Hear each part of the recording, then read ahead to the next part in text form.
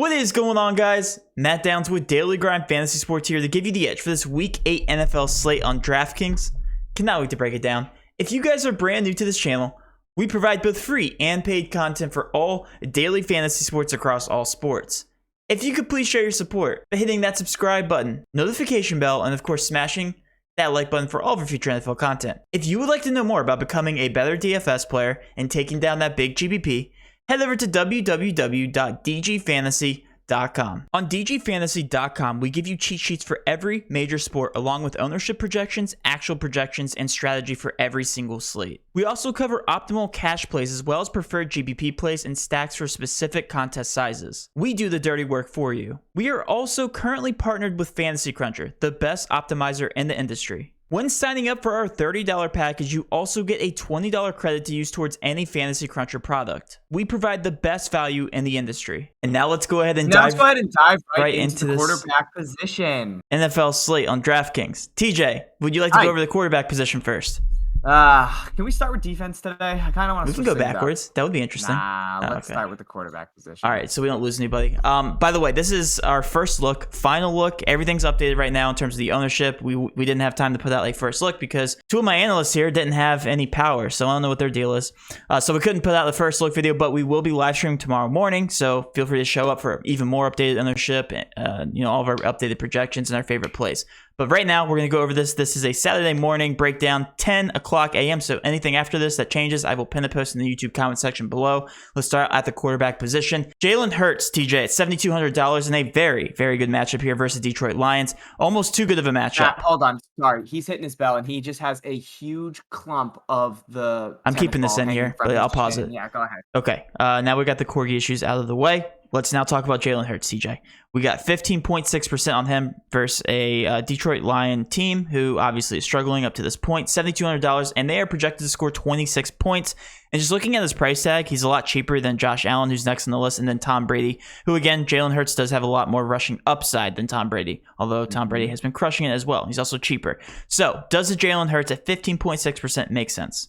Yes, especially with Miles Sanders out, Matt. He's somebody that I'd be going to in cash.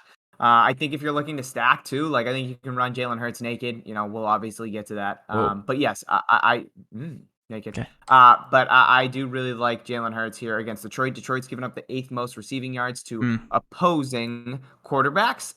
They also haven't been very good on the ground. They've given up the 11th most rushing yards to opposing running backs, which I would consider Jalen Hurts at some points throughout the game. So yeah, I think the volume there is going to be high for him to throw and to also run in this type of game script, especially with Miles Sanders out. So yeah, Jalen Hurts for cash. That's what I like at 7,200. And not only that, we see skewed ownership, TJ. I mean, we're looking, this might be the highest quarterback ownership that we've seen on the slate. 15.6. I know that's pretty seems low, but it's actually pretty high relative to what we're talking about. We have 12 games too. Right. So, yeah, it's kind of crazy. Last slate was only 10, and we didn't even see anybody that showed on top. So anything other than Jalen Hurts and Josh Allen is honestly going to be a good GPP play because you're essentially cutting the ownership in half after that. So let's talk about it. Tom Brady, a good GPP option. I'm just going to give you 3 of my favorites, CJ, so I don't take everybody because we always do that, and it's only 2 of us this time. So Joe Burrow's sticking out to me against the Jets. If the Jets can keep it somewhat competitive, I know that Cincinnati is an 11-point favorite, but again, they're playing away. 7.1K, and Joe Burrow's been crushing it. Him and Jamar Chase just seem on a different level at this point.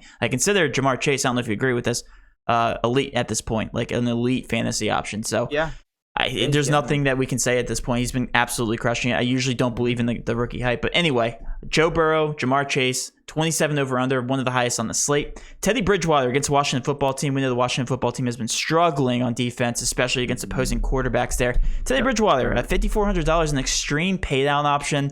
Really do like him here in this matchup. I'm looking for the cheaper options because we're only talking about mid-range and pay-up options up to this point. And then also Trevor Lawrence, my boy, against the Seattle Seahawks. That game's just not looking fun to watch. Seattle defense very, very bad, and Trevor Lawrence has officially got it back on track there. $5,500. I do like him, and he does present some rushing upside there at $5,500 with basically no ownership whatsoever at 2.6%. Those are my 3 favorite GPP quarterbacks, CJ. Do you agree, disagree? Who do you like? Yeah, I don't know how I feel about Brady just because that Saints defense is a team that had his number last year, and they're very good. So, no AB.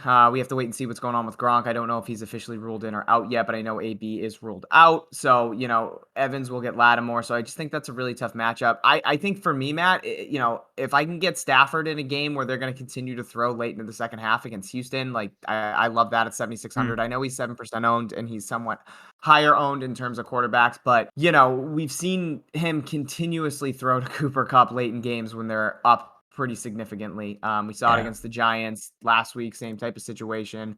In a more competitive game against Detroit, but they were still up, so they could have continued to pound the rock with Daryl Henderson, but they chose not to. So yeah, I do like Stafford, Joe Burrow. I like that call, obviously, against the Jets. If they can keep it competitive, I get nervous about that. Did you just talk about Trevor Lawrence? I did, yes. Okay, that's who I thought you said last because I heard 2.6%. I completely blacked out. Yes, I love that call against Seattle. I kind of like Geno Smith at 5,300. Way more of a tournament play, obviously. Would not sniff him in cash, but going up against Jacksonville, like, let's have some points in that game, Matt. Geno's it's not that bad. 44.5 ain't too bad. Yeah, he's been good, not great. Serviceable, I guess I would say. He's not throwing for 300 yards week in and week out, but I don't hate it. Carson Wentz is also somebody I'm looking at 5,700. And if I have the balls to play Tua against Buffalo in a game where they should be trailing, also looking at them, but I don't have the balls, so that's why I didn't say them. He's been throwing the ball a ton. I know we just played Atlanta and Jacksonville, but just something to keep in mind. That defense against Buffalo is scary as hell. Like, I'm surprised Tua is even showing 4.8% ownership. But yeah, I like the calls that you had. I'm really looking at that Indy Tennessee game. Like, if those running backs get shut down between Jonathan Taylor and Derrick Henry, and you look at Wentz or Ryan Tannehill, I think it's some really good leverage, and both those guys are showing pretty low ownership. Yeah, speaking of the Colts and Titans, I can't wait to talk about the next position because I do like a lot of these running backs in that game. But let's talk about the chalk now. Switching over, Daryl Henderson is number one on the list, and I feel like he's been chalky, the past three slates, and his price tag just really hasn't moved. $6,500, 20.1%. I still think that's a fantastic spot because, again, if they get up big, you just alluded to them throwing to Cooper Kupp, but they could easily run the ball against a very bad Texans defense. We have James Robinson next on the list here against the Seattle Seahawks.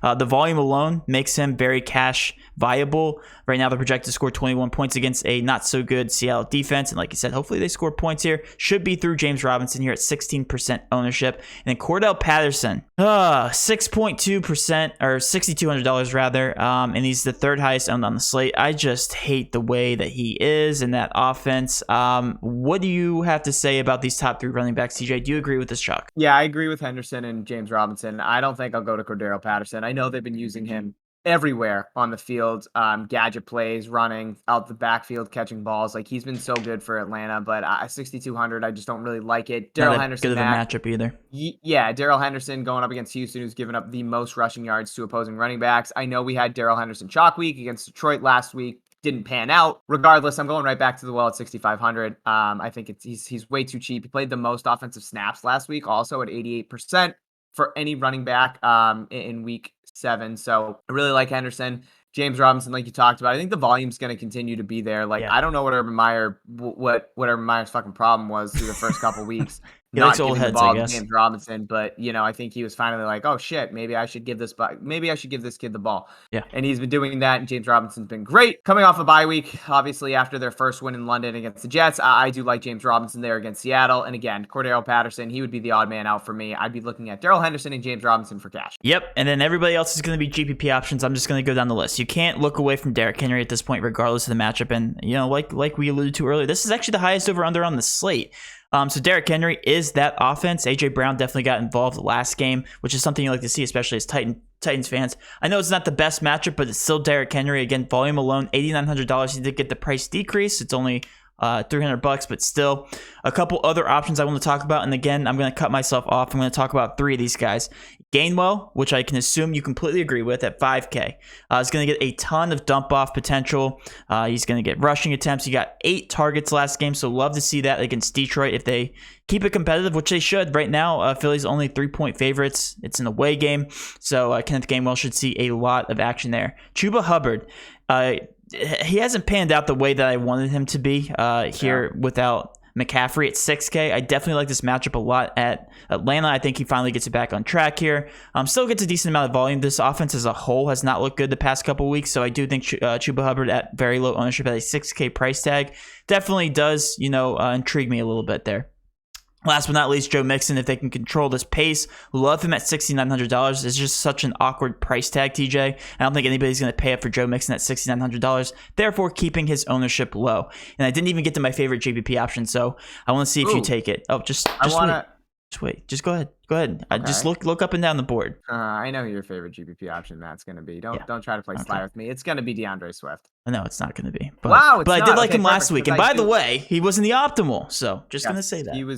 He was very good last week. He's got a really good matchup here against Philly. And, I think he's just going to continue to see a crazy amount of targets, Matt, if they go down. I think the rushing upside's there. Philly's been really bad against opposing running backs. They've given the 5th most rushing yards. So I do just like this matchup as a whole for DeAndre Swift at 7,100. I mean, he is carrying some ownership at 13.5, but I think you can go there. I honestly wouldn't mind if I could somehow find a cash build that had Daryl Henderson, James Robinson, and DeAndre Swift. Gainwell, like you talked about, 5K. Like, he's carrying some ownership. I think he's a good. I'm surprised he's not the highest owned, honestly. But yeah, I mean, you got Jalen Hurts there, and then Boston Scott should be a thorn in his side. Like, it's just something to keep in mind. But if they're going to be down, and I mean, he's going to see the targets out of the backfield for sure. I'm looking at Damian Harris at 6,100 going up against the Chargers. Now, I know it's a loaded backfield here with the Patriots, and I know there's a lot of mouths to feed. Ramondre Stevenson didn't play last week, but you still have Brandon Bolden, JJ Taylor, like all these guys scored touchdowns against the Jets. Damian Harris still led the team in offensive snaps at 46%, going up against the Chargers defense that's given up the 2nd most rushing yards to opposing running backs in the most yards per attempt in the NFL by 0.5, Matt. So I really like this opportunity here for Damian Harris if the Pats can keep it competitive and or play with a lead.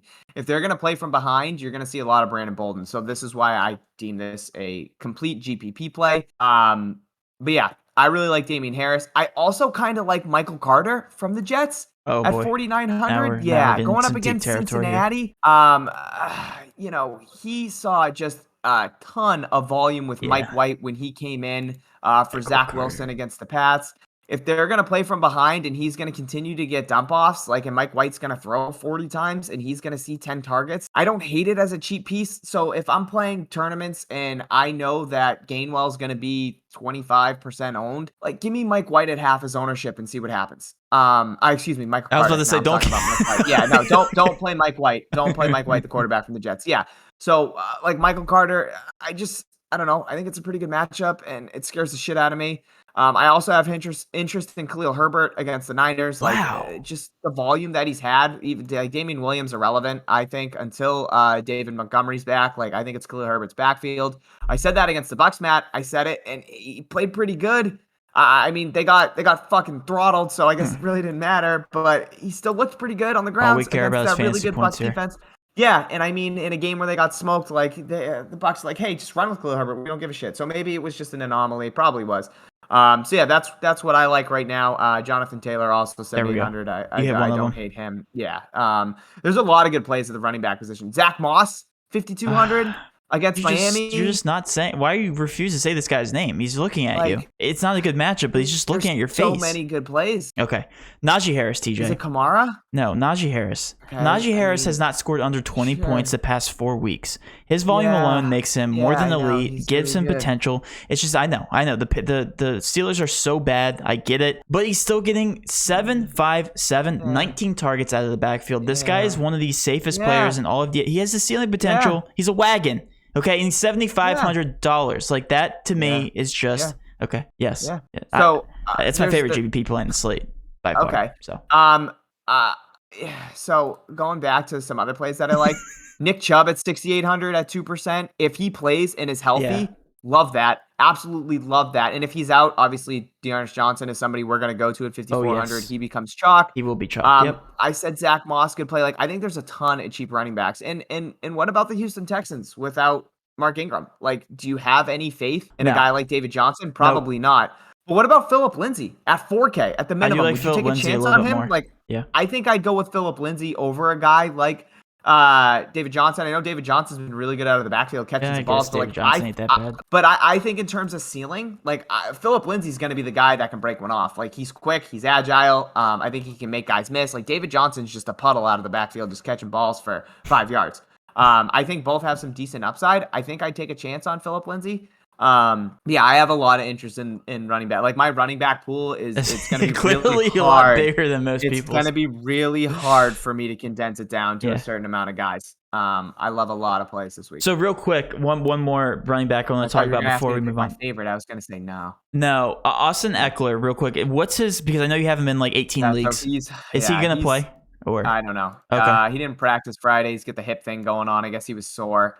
If he's out, you're definitely going to have to keep an eye on that. Both of all the running backs are below 4.4K, so that's going to be chalk regardless of the matchup. I know it's not the best matchup, but Roundtree probably should get a bulk of the carries, and then Justin Jackson, if they somehow play from behind, like he would be the pass catching back out of the backfield. You also have Joshua Kelly in the mix, but I think Roundtree would be their guy. But yeah, it's definitely something to keep an eye on. I mean, I say Roundtree's the guy, and he was a healthy scratch last week. So it would be a mess to try and decipher, but I would assume all three would play and be healthy and be in the mix. So maybe something to avoid if Austin Eckler. Good news is we go live before lock, so we'll cover that here tomorrow morning if you guys want to show up to that. And just to recap, again, I know we just talked about every running back on the slate, but Daryl Henderson, James Robinson are our favorites in terms of cash as of right now. It should change by the time we're locked. Okay, we're moving on to the wide receiver position. Time to talk about every wide receiver on the slate now. We have Michael Pittman starting out at $5,300 against the Titans. Has been getting tons of volume. Should be a competitive matchup against a very bad defense here in the Titans at $5,300. CJ, that is very, very cheap for Pittman. By the way, one of my favorite love listers in the TikTok that I did. So boom potential for Michael Pittman before I even saw the ownership. By the way, Chris Godwin at $6,400. Just getting targets. Everybody's out in terms of the wide receiver tight end picture for the Tampa Bay Bucks. And unlike the other slates that we've seen, we're starting out with some cheaper options at wide receiver. So this is very interesting. So in terms of lineup construction, looks like a pay-up option here for running back or even quarterbacks might be the way to go. Then Cooper Kupp, I'm not even going to say anything. TJ, who are your favorite wide receivers here? Do you agree with the ownership right now? Just play Cooper Kupp every week. That's all it is. I don't care what his price tag is. He can be 10K. He's like Christian McCaffrey of the wide receivers now. It's absolutely insane the volume that he sees week in and week out. Like I would love to say he's not going to go out and get you 120 yards plus and 2 touchdowns, but he's done it the last 2 weeks, and he also had 2 other weeks where he did it. So his target share is just unreal, even if he doesn't do that. Yeah, he's at double-digit targets in every single game. And he converts on a lot of them. He's always open over the middle. Stafford knows to look for him. So I want to try and get Cooper Kupp in here against Houston, especially, where we're talking about the Rams with the highest over-under on the slate with the Bills. So love that. Yeah, I think you got some cheap options there with Michael Pittman. Obviously, Godwin's a good one because you're thinking Lattimore is going to shadow Evans. You got no AB, Gronk might sit. So I think Godwin is a really safe play at 6,400. So that's where I would want to go. Pittman as well, Matt. Yeah, the volume's been good for him. I'm not trying to look too much into last week, even though we had 4 receptions for 105 yards because they did play in that crazy-esque and T.Y. should play. So again, the thorn in his side. Yeah. T.Y. full practice. So definitely something to keep an eye on. If T.Y. is good to go. But yeah, I like Godwin and Kupp if I can. T. Higgins, interesting. Also at 5,200. I think he's in play at 15 targets against Baltimore. I just think it's because Jamar Chase was heavily shadowed. It didn't matter. Jamar Chase still broke off that 80-something touchdown where he break 4 straight tackles. Yeah, so, Jamar Chase is elite. He just is. So many targets too. So yeah, that's kind of where I'm looking. I'm trying to construct a lineup where I can get Godwin and Cooper Kupp. Okay, so you're not prioritizing Pittman, and I think I can agree with that. And $5,300, and go ahead. No, I mean, go ahead. In terms of lineup construction, I actually I'm landing on some of these pay-up options for wide receiver because you look at Robinson and Henderson on the other side of the ball, and they're not that expensive. So you are able to get some of these mid-range pay-up options here for wide receiver, especially if you're going the Hurts. Let's go ahead and move on to wide receivers GPPs for wide receivers. DJ Moore is my favorite here on the slate at $7,200. I know it's not that far down, but he's just one. That offense has been looking terrible, at least from Sam Darnold's perspective here. But the one thing about DJ Moore is he's getting consistent targets. So still love that. Very good matchup. I think this is a breakout game here for the Carolina offense. Finally, they've been in just such a slump there. Jamar Chase, we already talked about it. It's not too far down. I get that. $7,500. I'll talk about One really far down here, DK Metcalf against my Jacksonville Jaguars. I think that is the best GPP option on the slate, in my opinion. He's really the only guy that Geno Smith can throw to and actually trust him. Big body against Jacksonville. There should be nobody that can cover him. $6,800. He should get plenty of targets. Really like him. He's a touchdown threat every single time he's on the field. Love that at 5% ownership. And he's really not that expensive. $6,800 for somebody who should be going out and getting 10 plus targets in this game. Those are my favorite GPP options. I green lighted a lot of these guys up and down the board, so I'll let you go ahead and take some of them, TJ. Yeah, you completely took. Is it DK? Yeah, you took DK straight out from under me. Yeah. Whatever. Get bent. I'm gonna continue to talk about Robert Woods. Yes. We had that really strong week 5 against Seattle. I think he's due for another game here soon. So he's somebody that I'd be looking at against Houston. I mean, it's just going to take Cooper Kupp not to score 2 touchdowns and just have those be dispersed throughout the rest of the Rams offense. Whether it's Daryl Henderson, Higbee, Robert Woods. I do like Robert Woods at 6,300 carrying low ownership. I also don't hate Marquez Callaway this week against the Bucks. I'm a little scared of Jameis Winston, but if you're going to beat the Bucks, it's through the secondary. So Callaway at 5,400, somebody that I'm looking at. But Matt, really, I am looking at, and where did they just go? Didn't I just thumbs both of them up? Are they not in the top in terms of ownership? Where's Cortland Sutton? There he is. Okay. I was making sure he was on the slate. Yes, he is. Yes, no. Okay. Cortland Sutton, 6,400 against Washington. And Jerry Jeudy coming back, Matt, $4,900 against Washington. Now, I don't know what kind of snap count Jerry Jeudy will be on. Obviously, he's been on IR since week 1 with a high ankle sprain. But Washington football team giving up the most receiving yards to opposing wide receivers and the most quarterback yards. Sorry, real quick. That is something to pay attention to because it says Jeudy expected to return week 8. Yep. Okay. Well, again, we've had this debate before. I should just stop reading Fantasy Cruncher because it sounds like he's not going to play according to Fantasy Cruncher. But if you're looking at go ahead. Sorry, if you're looking at more of an up-to-date source, then I believe it. Which is what I'm trying to do. Okay. You know what I mean? Up-to-date is what we like here. Yes. At Daily Grind Fantasy. Yeah. Okay. I'm looking at those Denver wide receivers, and if Judy's out, that makes me like Sutton even more at 6,400, showing 6% ownership. Love the matchup here against Washington. So those are the two guys that I'm looking at. Like, I wouldn't hate Jerry Jeudy, Matt, at 4,900, even if he plays 60, 70% offensive snaps, like 2% sub 5K. He's somebody I can get behind. Yeah. So that's where I'm looking at. It's obviously more of a very, very big GPP play. But I do kind of like it. And then Jalen Waddle at 5,600, showing no ownership. I hate the matchup against Buffalo. I talked about Tua. If you have the balls to play a Tua Jalen Waddle stack or a Tua Gesicki stack, like they're going to be playing from behind. Killing it too. Yeah, so like Tua's gonna throw picks. They're gonna have mistakes, but if they're down 14, he's gonna keep slinging it. So it's just something to keep in mind. I think they're really cheap. It's a very, very tough matchup against that Bills secondary. But again, I just think the volume could potentially be there. Yeah, I agree with every take that you just had. I have a couple more I want to talk about just because you didn't touch base on them. Sanders, we're talking about that same matchup here at $5,400. I've been in love with Sanders all season long. He's just very consistent, and he's just always flying under the radar, getting consistent targets, and even on the field just as much as Diggs, who's also a good GBP option here, $8,100. Still a good pay-up option. Finally getting more involved in the offense just because they have so many weapons there. And again, Knox is out for Buffalo, so that's something else to monitor. He's not going to have that additional wide receiver / tight end on the field and Knox. So I do expect Josh Allen to rely more on the wide receiver core here this week. Devontae Smith, another guy to keep our eye on. If you are playing Hurts, then probably come back with Devontae Smith if you think that game's going to be relatively high scoring and competitive. Yes, or Rieger. You always love Rieger. I don't know what it is with your obsession with Rieger. Asshole. Yeah. Devontae Smith, though, more talented. Would you agree with that? Yes. Okay. 5,500. I was expecting. Rager just throws the burners on and just runs 40 yards downfield. Yeah, no, I get it. I think Devontae Smith's more methodical. Yeah, $5,500, still very cheap, and the ownership is low, and that's all of my favorite GPP plays. We're not going to talk about every wide receiver on the slate and move on. There's just like so many. Well, for wide receivers, if this goes or this guy's out, or like if Devontae Parker plays, then I like so. Yes. T.Y. Hilton, if he's out, like, Corey Davis, he didn't practice. He's I don't doubtful, even see the Jags wide receivers up here. Are they carrying any ownership? That's another good one. Marvin Jones 2.6. Yeah. Chanel 2%. Oof. Yeah, I mean. Ooh, sheesh. All right. Good, not great. We're moving on. That? Huh? What'd you say? Sheesh. You never heard that? That's the thing. Yeah, obviously I've heard sheesh. Okay. I just wish I never heard you say it. Okay. Tight end. Oh, look at who is on top of the board. It's my boy Kyle Pitts. Remember, Kevin said he would suck. $6,300 too against voice. Carolina. Yeah, because he's a wagon. Yeah, he is. He's been a wagon. Now the one hesitation I had with Kyle Pitts is coming off that Jets matchup is because there's so many people out, but then he repeated it in week 7 against the Dolphins. So love to see that. 8 targets for 7 receptions. I guess that's your favorite option.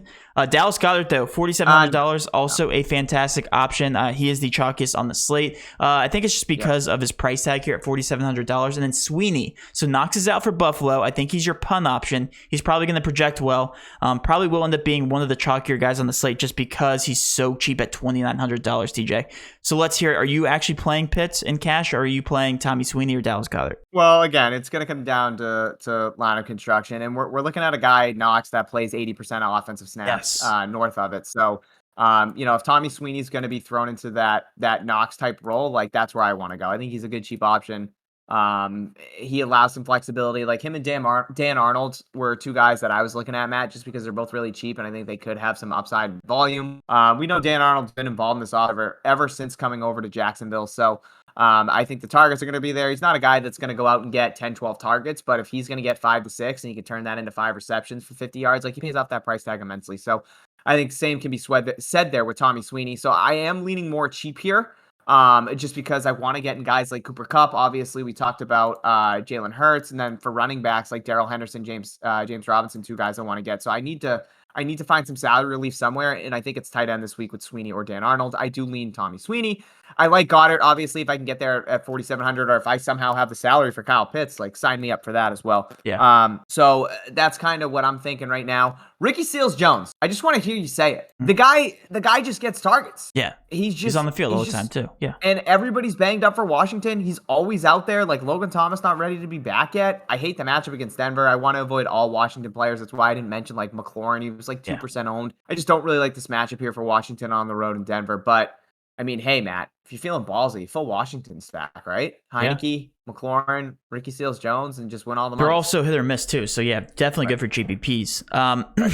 Yeah, I just want to keep talking about some of these other plays here. Dan Arnold, another guy in the mix, has been getting plenty of targets for Jacksonville at $2,800, 9.1%. He's quickly been involved in that offense, so love to see that. Ricky Seals-Jones, like you just said, Gesicki. This is the first week where I'm just like looking up and down these tight ends, and there's so many good plays. I'm not used to seeing that. Like usually there's a couple plays that stand out. I can say the same thing for Sweeney, Goddard, Kyle Pitts, Dan Arnold. Like all those options are very, very good in my opinion. I do think it's going to come down to just a pay down spot since there's so many good plays, TJ. You might as well just pay down. Sweeney and Dan Arnold are probably going to be my favorite pay down options here on the slate. I'll probably be leaning Sweeney because that Buffalo offense just keeps rolling along here at 31 projected points against Miami. So that's my take. Do you have anybody else you want to talk about? No, I mean, did you mention TJ Hawkinson? I did not, no. Yeah, so Hawkinson, the other guy at 5,400. I just think the volume is going to continuously be there for guys like him and DeAndre Swift as they are that Detroit offense. The over-under, the team total over-under isn't what I love to see at 22.5, but I just think Hawkinson's going to continue to see 8+ targets week in and week out. So he's another guy to keep an eye on. Yeah. But yeah, that's kind of what I'm thinking here for tight ends. I think you go cheap. Tommy Sweeney, Dan Arnold, but again, I think we both lean. All right, we're on the same page here. Cole Kmet also for GPPs. Yes. Again, where is he? Oh, he's down here. Yeah. I just don't trust Chicago ever. Yeah, he's never gonna go out and break a slate for you, but I think he can hit value. So real quick, last week I was watching that Chicago game against Tampa Bay, and I had no idea. I thought Chicago was like awful. They are awful. They're bad. But I had no idea they were 3-3 last week. I was just like, mind blown. I thought they only had like one win because based on the games that I've watched, they're just so, at least offensively. Their defense isn't bad, obviously, but offensively they are just, it's not a team. They're the worst team I've seen. So, switching over, last but not least, to the defenses. This is a pretty straightforward picture, in my opinion. Pay down options here, $2,100. The Washington football team. It's just because the Broncos aren't that consistent of an offense. They only project to score 24 points. So if you do pay all the way down, $2,100, they should get you more than 4 points. Just look the other way and look at your other spots where you can pay up for. Bills are the most obvious play, in my opinion, in terms of a value play, just because Miami's only projected to put up 17 points. $3,300. And then the Bengals, I'm personally streaming them in fantasy football, season-long fantasy football. 16 total points there for the Jets. The Jets just aren't a football team at this point. point at 9.7%. I think they're also a fantastic play if you're looking to pay up at $3,600. They shouldn't hurt you at all. The Bengals should score 8+ points easily. So based on those three options, TJ, do you agree with that? Are they the most obvious plays on the slate? Yeah, if you're looking to punt, Washington is the team to do it with at $2,100. The Bills are completely mispriced in terms of defense, so that's where I want to try and go. I agree. Just the team total over under there for Miami is not high. Obviously, it's 17.2, 17.5. And then the Bengals, like you said, 3,600. If I can, I mean, I'd rather go to the Bengals, I think, this week. But again, like the Bills, completely mispriced at 3,300. They should be 4K plus against Miami. It also is. Sorry, go ahead. No, it's fine. Go ahead. Okay. I'm done. You can cut me off. Another thing to note is that Washington football team being at $2,100 and 18.2% ownership. This looks to be the spot where people are paying down that in tight end. Right. So just keep that in mind. So in terms of line construction, looking to save some salary here at the defensive position. And that will conclude our video, guys. Hopefully you did enjoy this video. If you did, please do hit that subscription button, notification bell, and of course, smash that like button for all of our future NFL content. With all that being said, have a great rest of your weekend. And let's cash. Love you guys. Good luck.